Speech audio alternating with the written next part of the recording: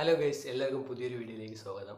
അപ്പോൾ ഞാൻ ഇന്ന് പോയി മഞ്ഞുമൽ ബോയ്സ് പടം പോയി കണ്ട്. അപ്പോൾ ഇത് ഒരു പടത്തിൻ്റെ റിവ്യൂ ഒന്നുമല്ല. അപ്പോൾ ഞാൻ ഈ നിൽക്കുന്ന പ്രദേശം എന്ന് വെച്ചാൽ മലയാളികളെ ഭയങ്കര കുറവാണ്. ഞാൻ അവിടെ വന്നിട്ട് 8 മാസം, ഇതുവരെ രണ്ട് മലയാളികളെ ഞാൻ അവിടെ കണ്ടിട്ടുള്ളൂ. അങ്ങനെ ഒരു സ്ഥലത്ത് പോയി ഒരു മലയാളം പടം കാണുമ്പോഴുള്ള വ്യത്യാസമാണ് ഇന്ന് ഞാൻ നിങ്ങൾക്ക് ഷെയർ ചെയ്യാനായിട്ട് പോകുന്നത്. അപ്പോൾ പടത്തെ പറ്റി പറയുകയാണെങ്കിൽ ഈ പടം നല്ലോണം ഇഷ്ടപ്പെട്ടു. സൂപ്പർ പടം, ഒരു രക്ഷയില്ല. ഈ ഒരു പടം തിയേറ്ററിൽ പോയി കാണാൻ പറ്റുമെന്ന് ഞാൻ ഒരിക്കലും വിചാരിച്ചില്ല. കാരണം ഞാൻ ഇപ്പോൾ നിൽക്കുന്നതെന്ന് പറഞ്ഞാൽ തമിഴ്നാട്ടിലാണ്. അപ്പോൾ ഇവിടെ അങ്ങനെ മലയാളം പടങ്ങളൊന്നും ഇറങ്ങാറില്ല. ഞാൻ കാണാൻ പറ്റൂലെന്ന് കരുതി വിഷമിച്ചിരിക്കുകയാണ്. ഇവിടെ അടുത്തൊരു തിയേറ്ററിൽ ഉണ്ടെന്നൊരു പയ്യൻ പറഞ്ഞത് പോയി കാണുന്നതും ഭയങ്കര ഒരു ലക്കാണെന്ന് വേണമെങ്കിൽ പറയാം. ഇപ്പോൾ തിയേറ്ററിൽ നോക്കുകയാണെങ്കിൽ ഏകദേശം പാതി കൂടുതൽ ആൾക്കാരുണ്ടായിരുന്നു. എന്താണെന്ന് വെച്ചാൽ ഇപ്പോൾ അവർ കമലഹാസൻ അങ്ങനെയുള്ള ഒരുപാട് തമിഴ് നടന്മാരെ കാണുകയും ചെയ്ത്, അതുപോലെ കുറേ യൂട്യൂബ് റിവ്യൂവേഴ്സ്, ഫിലിം റിവ്യൂവേഴ്സ് ഈ പടത്തിനെ പറ്റി റിവ്യൂ ഒക്കെ ഇട്ട് തുടങ്ങിയിരിക്കുകയാണ്.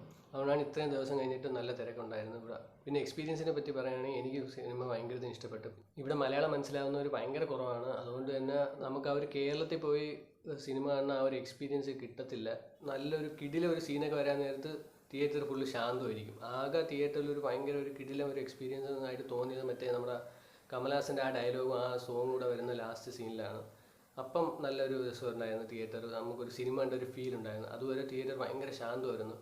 മാത്രമല്ല വേറൊരു സീൻ എന്താണെന്ന് വെച്ചാൽ നമ്മൾ ഈ നല്ലൊരു ഇമോഷണൽ സീൻ കഴിഞ്ഞിട്ട് ഒരു ചെറിയൊരു കൊച്ചൊരു ജോക്ക് വരുമ്പോഴും ആൾക്കാർ ചിരിക്കുന്ന ആ ഒരു സീൻ. കാരണം അവർക്ക് അതിന് മുമ്പുള്ള ഇമോഷണൽ സീൻ മനസ്സിലാവാത്തതുകൊണ്ടാണ്, ഈ ഭാഷയുടെ വിഷയമുള്ളതുകൊണ്ടാണ്.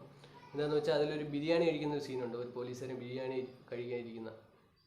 അപ്പോൾ ആ സീൻ വരുമ്പോൾ അതിന് തൊട്ട് മുമ്പ് ഒരു വല്ലാത്തൊരു സാഡ് സീനാണ്. എനിക്ക് അങ്ങനെയാണ് ഫീൽ ചെയ്തത്.